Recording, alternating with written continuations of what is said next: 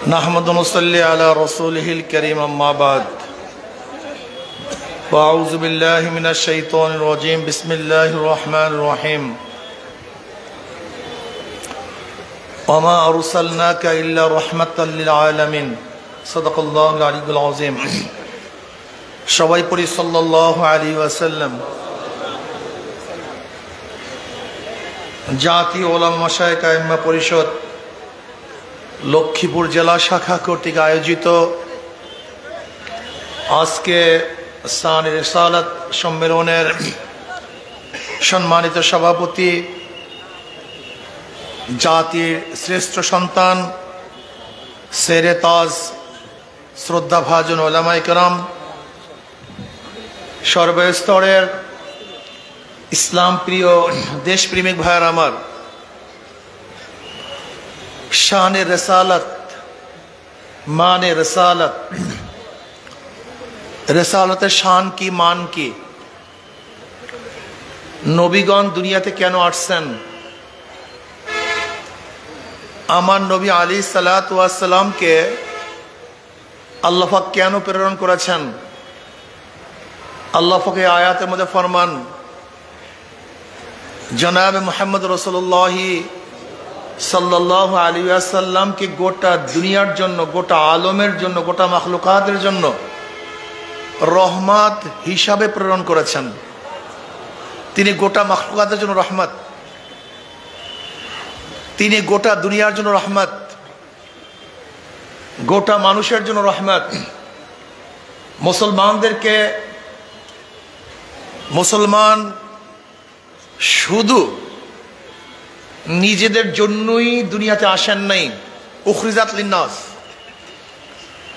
নবীর উম্মাদকে পাঠানো হয়েছে গোটা মানুষের কল্যাণের জন্য, উখরিজাত লিন্নাস। জনাব মুহাম্মদ রাসূলুল্লাহ সাল্লাল্লাহু আলাইহি ওয়াসাল্লাম এমন এক সমাজ উপহার দিয়েছিলেন যে সমাজের মধ্যে সবাই নিরাপদ ছিল, শুধু মানুষ না। আপনারা জানেন ওমর বিন আব্দুল আজিজ রাহমাতুল্লাহ আলাইহি যখন ইন্তেকাল করেছিলেন, সেই সময় টেলিফোন, টেলেক্স, ফ্যাক্স ছিল না। গ্রাম্য এক কৃষক বলতেছিলেন, ওমর বিন আব্দুল আজিজ দুনিয়াতে নেই। কলি বুঝলা কিভাবে? কলে ওই যে দেখো একটা হিংস্র প্রাণী, নেকড়ে বাঘ, নিরীহ বকরির উপর আক্রমণ করতেছে। যেহেতু ন্যায় পরায়ণ শাসক আজকে দুনিয়াতে নাই, বিধায়ী জুলুম শুরু হয়ে গেছে। কিন্তু ন্যায় পরায়ণ শাসক যদি জীবিত থাকেন, দুনিয়াতে থাকেন, সেখানে এক পশু পশুর উপর জুলুম করে না, মানুষ মানুষের উপর অত্যাচার করে না, অবিচার করে না।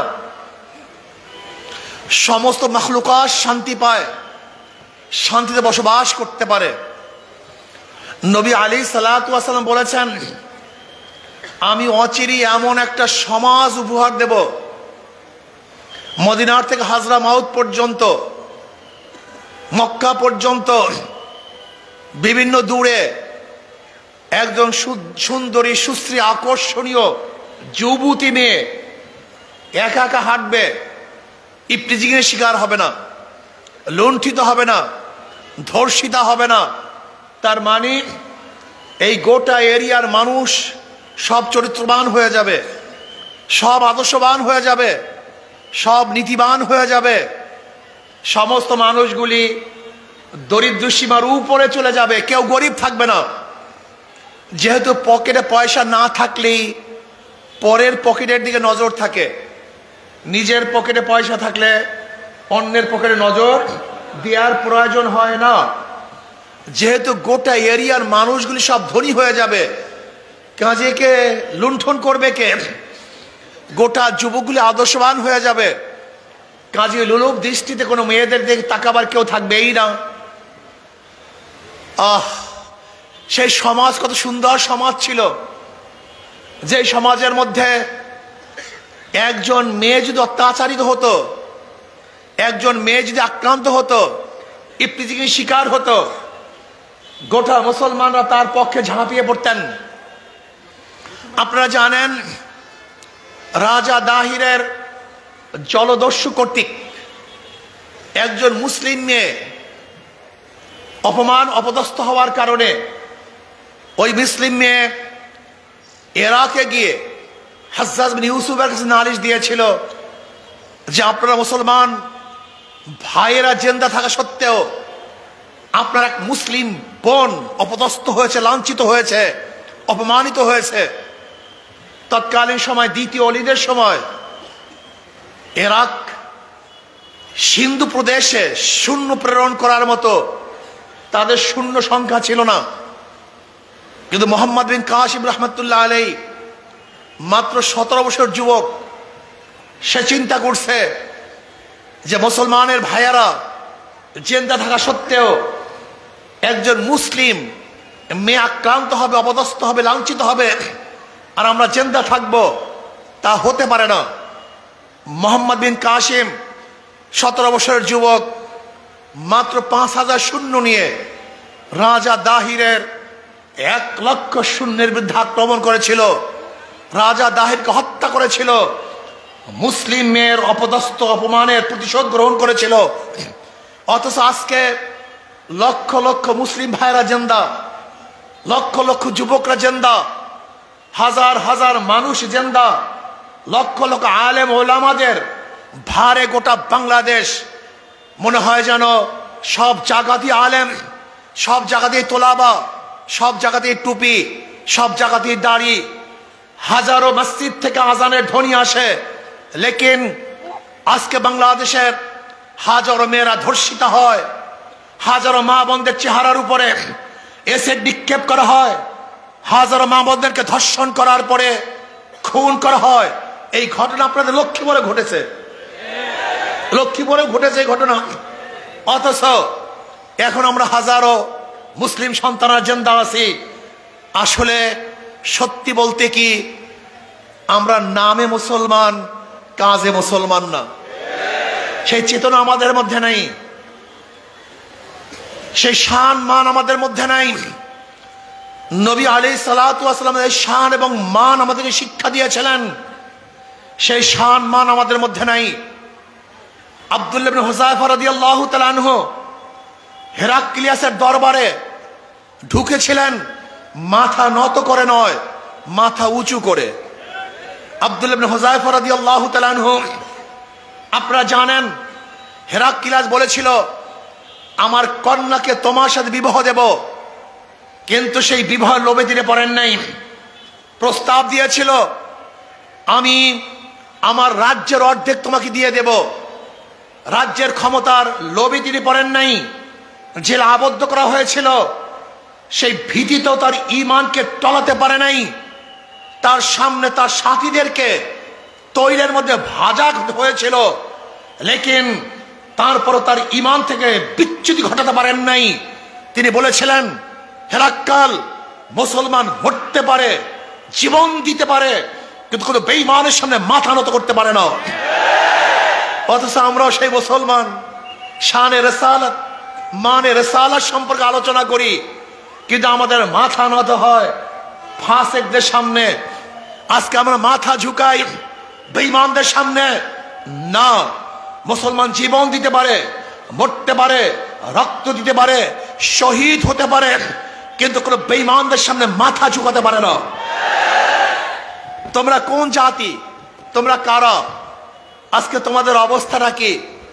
জনাবে মুহাম্মদ রাসূলুল্লাহ সাল্লাল্লাহু আলাইহি ওয়াসাল্লাম এই দ্বীনের দাওয়াত দিতে গিয়ে হাজারো কষ্ট সহ্য করেছেন।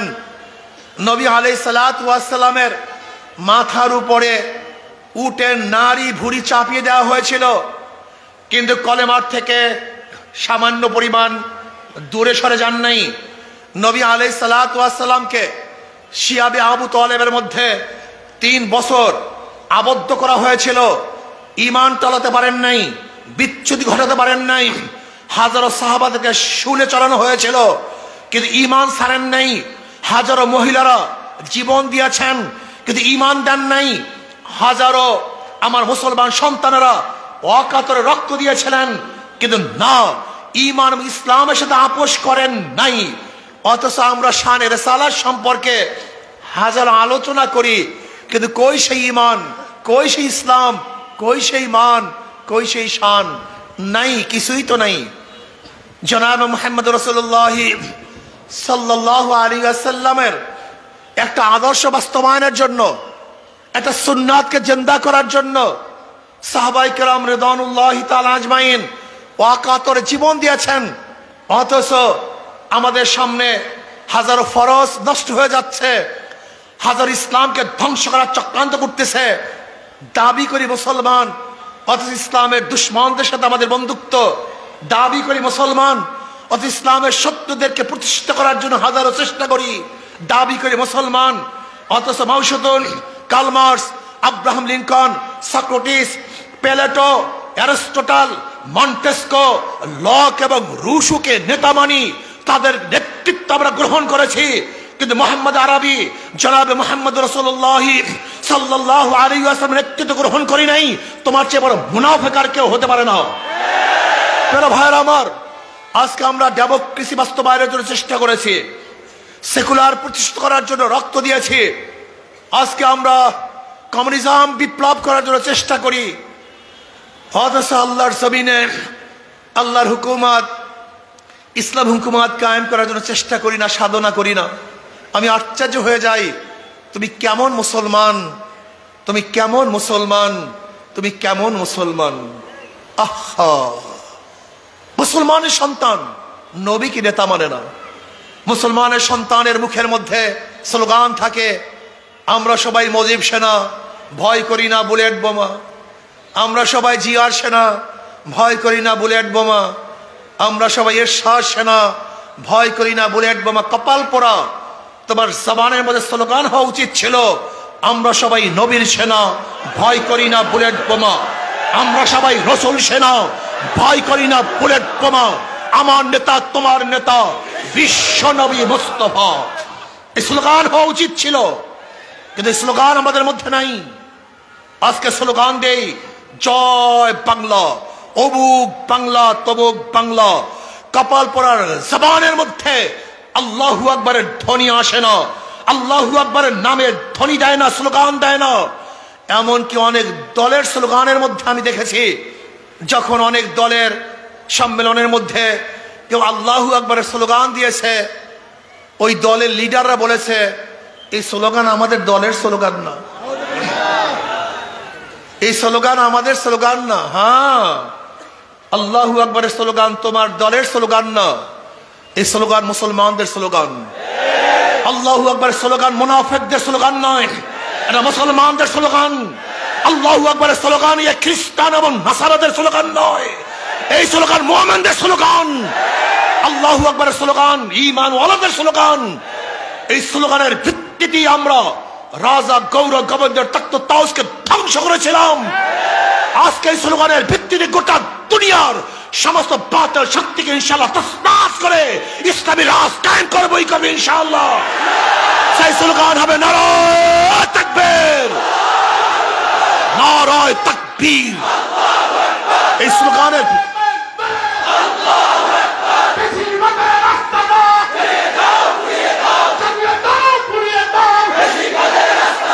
আজকের থেকে স্লোগান হবে, আমরা সবাই নবীর সেনা, ভয় করি না বুলেট বোমা।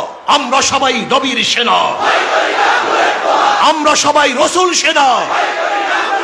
এই স্লোগান দিয়ে প্রকম্পিত করতে হবে, গোটা দুনিয়াকে জানিয়ে দিতে হবে এই সেনারা কার্ল মার্কসের সেনা নয়, মাউসুদুনের সেনা নয়, আব্রাহাম লিঙ্কনের সৈনিকেরা নয়, এরা শেখ সাহেবের সৈনিক নয়, জিওরের সৈনিক নয়, এরশাদের সৈনিক নয়, জনাবে মুহাম্মদের সৈনিকেরা।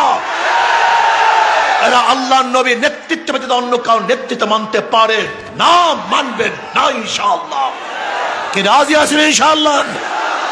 মনে রাখতে হবে, মুসলমানদের আঘাত পিঠে লাগে না, মুসলমানদের আঘাত কোথায় লাগে?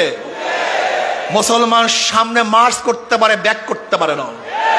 তু শাহিন হয় परवाज है काम तेरा, तेरे सामने आसमां और भी है। কবি ইকবাল বলেছিলেন, শাহিন বাজ পাখি বলা হয়। বাজ পাখির নাম কি? শাহিন। বাজ পাখি উঠতে থাকে, তার জন্য কোনো সীমানা নির্ধারিত নাই যে এটা নোয়াখালীর সীমানা, এটা লক্ষ্মীপুরের সীমানা, এটা বাংলাদেশের সীমানা, এটা ভারতের সীমানা না। বাজ পাখির সামনে কোনো সীমানা নির্ধারিত নাই। তার চক্ষু যত দূরে যাবে সেইটাই তার গন্তব্যস্থান। মুসলমানদের কোনো নির্ধারিত সীমানা নাই। কিসের বাংলাদেশ, কিসের ভারত, কিসের মিয়ানমার, কিসের অমুক, কিসের তমুক।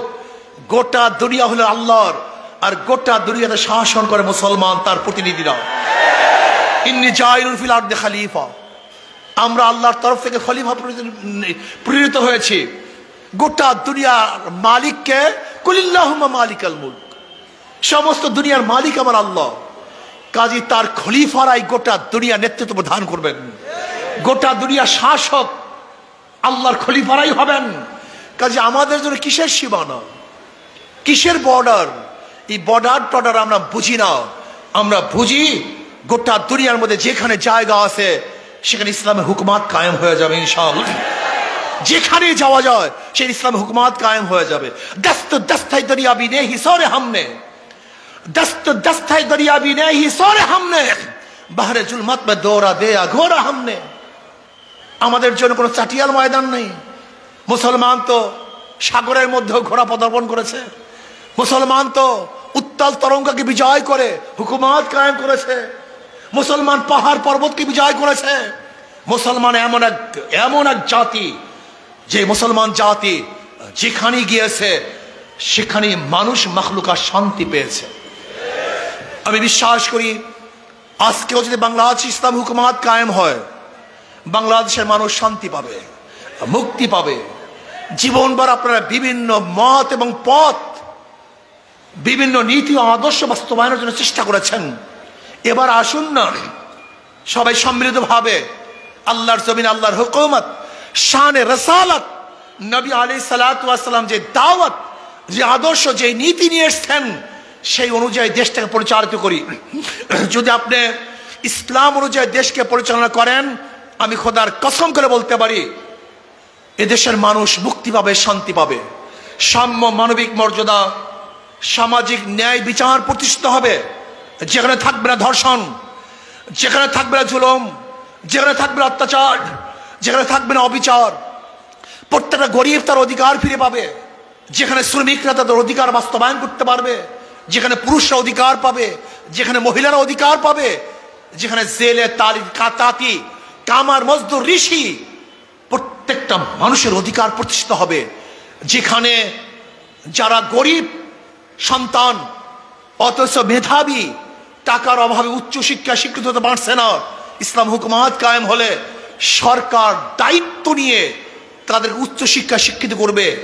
যে সমস্ত বিধবারা খাদ্য পাচ্ছে না, সরকার তাদের মুখে খাদ্য তোলার ব্যবস্থা করবে। যে সমস্ত এতিমরা ঘুমাতে পারছে না, সরকার তাদের জন্য বাসস্থানের ব্যবস্থা করবে।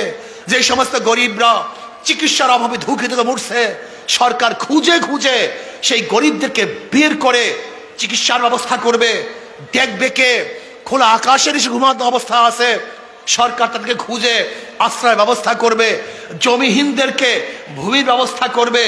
যারা ক্ষুধার্ত তাদেরকে খাদ্যের ব্যবস্থা করবে। যারা বস্ত্রহীন সরকার তাদেরকে বস্ত্রের ব্যবস্থা করবে।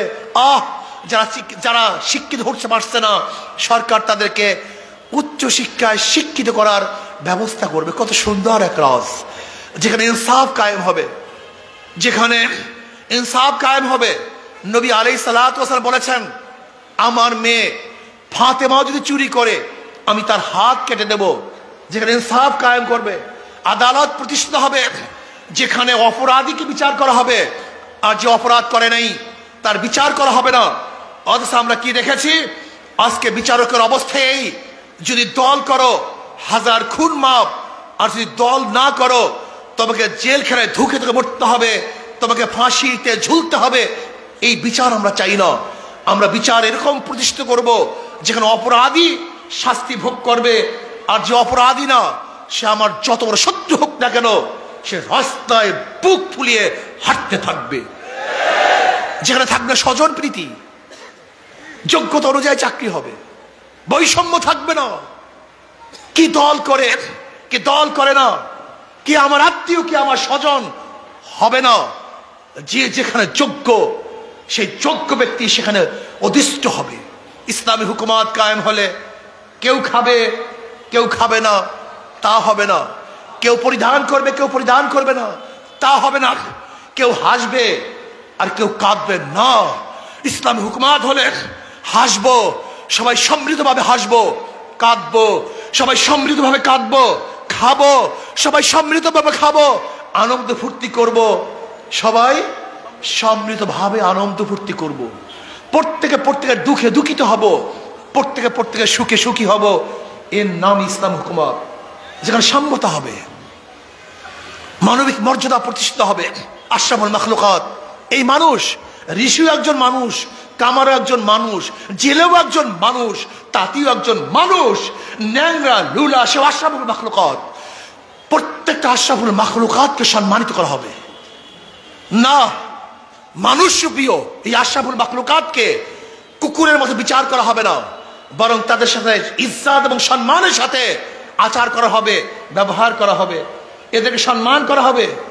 যেখানে থাকবে মানবিক মর্যাদা, সামাজিক ন্যায় বিচার প্রতিষ্ঠিত হবে। ইসলাম হুকুমত হলে লক্ষ লক্ষ কোটি কোটি টাকা বিদেশে পাচার হবে না। মাত্র 4 পরিবার 2 লক্ষ কোটি টাকা আত্মসাৎ করতে পারবে না। ইসলাম হুকুমত হলে ফ্যাসিস্ট হাসিনার পিয়ন আর 400 কোটি টাকার মালিক হতে পারবে না। ইসলাম হুকুমত হলে মাত্র ফরিদপুরের এক ছাত্রলীগের সভাপতি 2000 কোটি টাকা বিদেশে পাচার করতে পারবে না। কোনো চুরি নাই, ডাকাতি নাই, জুলুম নাই, অত্যাচার নাই। ইসলাম হুকুমত হলে ঘুষ বাণিজ্য বন্ধ হয়ে যাবে, দুর্নীতি বাংলাদেশ থেকে বিদায় হয়ে যাবে, প্রত্যেকটা মানুষ শান্তিতে বসবাস করতে পারবে। আপনি জানেনই না ইসলাম হুকুমত হলে কি হবে। আমি বিশ্বাস করি ইসলামী অর্থনীতি অ্যাপ্লাই হলে আগামী 5-10 বছরের মধ্যে বাংলাদেশের প্রত্যেকটা গরিব দরিদ্র সীমার উপরে চলে যাবে। ইসলাম হুকুমত কায়েম হলে আমার কোনো মারা ধর্ষিত হবে না, ইফতিজিংয়ের শিকার হবে না। ইসলাম হুকুমত হলে প্রত্যেকটা মহিলার ন্যায্য অধিকার প্রতিষ্ঠিত করা হবে। আমার মারা বড় বড় ব্যবসায়ী হয়ে যাবে। আম্মাজান খাদিজা কুবরা রাদিয়াল্লাহু তাআলার মতো ব্যবসায়ী হয়ে যাবে। আম্মাজান আয়েশার মতো বড় বড় শিক্ষিতা হয়ে যাবে। আমার মা বোনেরা তারা ব্যবসা করবে, তারা শিক্ষিত হবে, তারা ন্যায্য অধিকার পাবে। ইসলাম হুকুমত হলে প্রত্যেকটা যুবক আদর্শবান হয়ে যাবে, নীতিবান হয়ে যাবে, চরিত্রবান হয়ে যাবে, এবং শ্রমিক মালিকের সাথে কোনো ভেদাভেদ থাকবে না। আপনি বিশ্বাস করবেন না, ইসলাম হুকুমত যদি কায়েম হয়ে যায় তাহলে মনে করবেন যে গোটা বাংলাদেশটা জান্নাতের পরিবেশ হয়ে গেছে। 53 বছর পর্যন্ত বিভিন্ন হুকুমত দেখেছেন, এইবার কি ইসলাম হুকুমত দেখতে আপনারা চান না? সবাই কি সবাই চান না? আলহামদুলিল্লাহ। একটা বারের জন্য পরীক্ষা করতে চান না আপনারা ইসলাম হুকুমত? সবাইকে চান? কারা কাছে আল্লাহু আকবার হাত নামাই আলহামদুলিল্লাহ। চেষ্টা করুন, সাধনা করুন। চোরে শোনে না ধর্মের কাহিনী, চোরে শোনে না এই সমস্ত ভালো বয়ান, চোর শুনবে না, দুর্নীতিবাজ শুনবে না। আমি বিশ্বাস করি যতদিন পর্যন্ত দেশ পরিবর্তন করবেন, দল পরিবর্তন করবেন, নেতা পরিবর্তন করবেন, যদি নীতি আদর্শ পরিবর্তন না করেন দেশে শান্তি পাবেন না। একজনের নাম এ, একজনের নাম বি, একজনের নাম সি। এও চোর, বিও চোর, সিও চোর। ক্ষমতা আছে এ, সে কি করবে? হটাও এ বসাও বি, সে কি করবে? হটাও বি বসাও সি, কি করবে? কারণটা কি? নেতার দলের পরিবর্তন হয়েছে, নীতি আদর্শের পরিবর্তন হয়নি। ওসি সাহেব ট্রান্সফার হয়, ঘুষ সাহেব জায়গায় থাকে। এসপি সাহেব ট্রান্সফার হয়, কিন্তু ঘুষ সাহেব গদির মধ্যে বসা থাকে। ডিসি সাহেব চলে যান, কিন্তু দুর্নীতি সাহেব অফিস ছেড়ে যান না। শুধু দল, শুধু দেশ, শুধু ব্যক্তি পরিবর্তনের মাধ্যমে কোনোদিন শান্তি আসতে পারে না। দুর্নীতি দূর হতে পারে না চোরের মাধ্যমে, চুরি বন্ধ হয় না। দুর্নীতিবাজের মাধ্যমে দুর্নীতি বন্ধ হয় না। ধর্ষকের মাধ্যমে ধর্ষণ বন্ধ করা যায়। আমরা কি দেখেছি 5ই আগস্টের পরে? এতদিন চাঁদা গ্রহণ করছে লেন্টু, 5ই আগস্টের পরে চাঁদা গ্রহণ করে ফেন্টু। নাকি ভুল বললাম ভাই? 5ই আগস্টের আগে সন্ত্রাস ছিল মিন্টু, এখন সন্ত্রাসী কেন্টু। চাঁদার পরিবর্তন হয় না, হাতের পরিবর্তন হয়েছে। না, এই গুন্ডা, ডাকাত, বদমাশ এবং চাঁদাবাসের মাধ্যমে দেশে শান্তি আসতে পারে না, মুক্তি আসতে পারে না। এর জন্য মানুষ জীবন দেয় নাই, আন্দোলন করে নাই, সংগ্রাম করে নাই। এর জন্য বাংলাদেশের মানুষগুলি রাস্তায় ঝাঁপিয়ে পড়ে নাই। আমাদের জীবনের মায়া ত্যাগ করে রাস্তায় চাঁদাবাজি করার জন্য লাফিয়ে পড়ি নাই, বরং চাঁদাকে বন্ধ করার জন্য লাফিয়ে পড়েছিলাম। বাংলাদেশ আর চাঁদা দেখতে চাই না, গুন্ডামি দেখতে চাই না, মাস্তানি দেখতে চাই না। যারা চাঁদাবাজ ওদেরকে প্রতিহত করতে হবে, বাংলাদেশকে বিদায় দিতে হবে ইনশাআল্লাহ। এর জন্য আসুন, তেঁতুল গাছ লাগিয়ে আমের আশা করা যায় না, মাদার গাছ লাগিয়ে ভালো ফলের আশা করা যায় না। এই গুন্ডা এবং চাঁদাবাজের মাধ্যমে দেশে শান্তি আসতে পারে না। কাজে আজকের থেকে সবাই ঐক্যবদ্ধ হন, সমস্ত ভোটার ঐক্যবদ্ধ হন। যেই দলের মধ্যে চাঁদাবাজ আছে, সন্ত্রাসী আছে, গুন্ডা আছে, মাস্তান আছে, ওদের দল করব না, ওদেরকে ভোট দেব না, ওদের সাথে হাঁটবো না, ওদেরকে সাপোর্ট করব না।